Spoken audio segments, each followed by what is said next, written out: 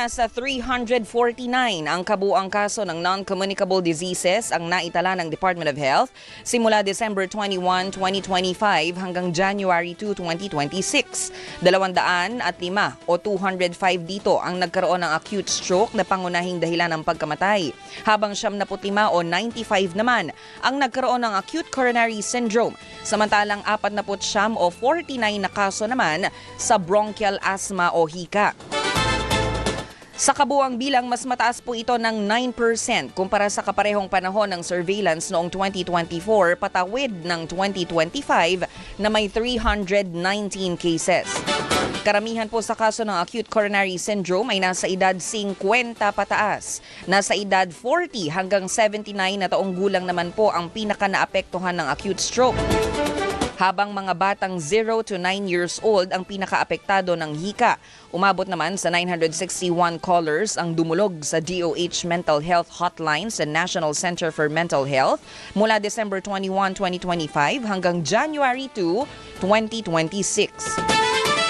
Tumaas ang bilang ng callers nitong December 30, 2025 kung saan problema po sa relasyon o love life, anxiety at depressive symptoms ang pangunahing dahilan ng pagtawag. Magpapatuloy naman ang surveillance ng kagawaran hanggang January 5 at mananatiling bukas ang mga mental health hotlines ng DOH. Pinasigla! So Sec, ito pong pagbabantay po natin, tama po yung inyong yung anticipated po natin sa datos na ang sabi po ninyo, bago pa man po mag-Disyembre, ang pinaka-apektado ng firecracker-related injuries o yung mga nasasabugan ng paputok, kabataan, pati road crash. At yun po ang nakita natin ngayon, yung reaction ng DSEC. Kabataan at lalaki, 70%, 80% sa kanila, both fireworks at saka road crash injuries, mga kabataan. So very important yung warning natin, hindi talaga pwede ang paputok, legal o illegal. Parang 50% illegal, 50% legal. So nai-injure kahit legal. So very important. Tsaka yung namumulot, yun yung pinaka-problem. Pero gusto ko mag-comment dun sa non-communicable diseases, yung lifestyle, yung stroke at saka yung heart attack. Kasama kasi ako dun sa statistics na yun eh.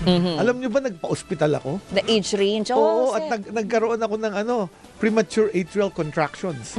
It is an arrhythmia sa puso. First time.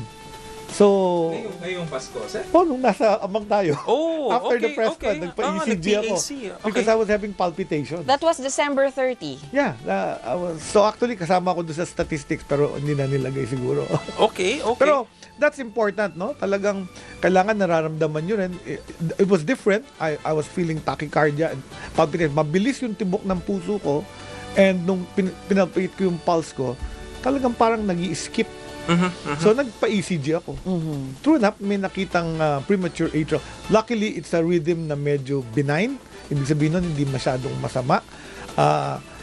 Nag-umpisa na ako ng medication, ng beta blockers for it. Yun ang ni-recommend sa akin. Pero it's an important story, no? Na kailangan pag may naramdaman, punta ka na kaagad. Kasi nga, pagka hinayaan mo matagal, magiging acute coronary syndrome. I wouldn't know, baka more malignant na arrhythmia yon, baka bumagsak na lang ako. So, Sec, naramdaman po ninyo ito, yung pagpalpitate, yung parang irregular na pagtibok ng puso ninyo, yung mabilis, habang kayo po ay naka-duty.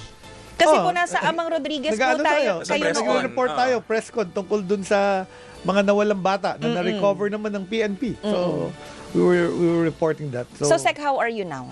I'm good. Nawawala na. Occasionally, babalik siya. So, I'll go back to Heart Center. Heart Center kasi is where I had my checkup. So, mukhang one of the first things I will do this coming January is have my heart checked. Yes. Ayan na. So living example si Sec. Good example si Sec na talagang nagpapa-check up. May maramdaman lang, hindi po ito ipagsasawalang bahala at iinom po talaga ng gamot. And si Sec siya ay government employee at siya ay nagpapatingin sa government hospital. Yan yata yung inspiration, Sec, no, kung bakit yung tinatawag na primary care, na urgent care, ay pinapalawak ng DOH. Kaya ang utos ng Pangulo na ginagawa ni SecTed at ng team natin is yung ating mga bagong urgent care and ambulatory service centers. Kasi yung, Sec, tama ba yung mga ganyang ECG, nagagawa naman yan sa bukas? Yes, of course. Nagagawa ito sa bukas. May ECG sa lahat ng bukas at sa lahat ng mga primary care facility. At kasama to dun sa yakap program ng PhilHealth.